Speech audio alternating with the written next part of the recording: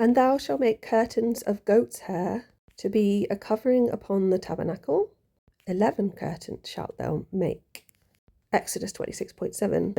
I was looking into something else for a poem that I was writing, and the word mohair came up, and I was looking to see if there were any connections with the Bible. Now, some sources that weren't very scholarly, to put it that way, were talking about mohair being connected with the tabernacle, but I couldn't find any other sources that said that.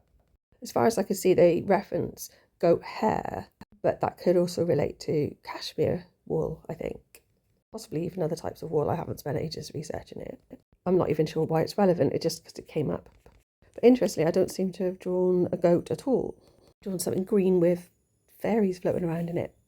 There does look like a face off to the side here in green.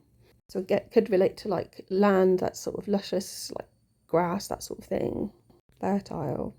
And then in this sort of like orangey bit, there is a figure in the middle there. It looks like a girl with a hair, sort of like with a hairband on. I don't know if these figures sort of represent something like fire. I don't really know how that would work within grass.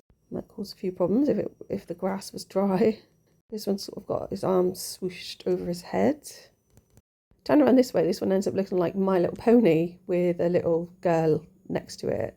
Used to be able to brush their hair and put little clips in their hair and stuff.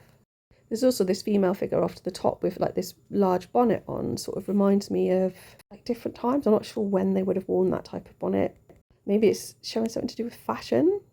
But it's interesting, I was thinking about this idea of certain people wearing like hair cloth cloaks. The idea that they would have been uncomfortable, but actually if they were made out of something like this, I believe they would have been very soft and comfortable. Maybe I'll work out what I've drawn at some later date. Thanks for listening, please like and subscribe.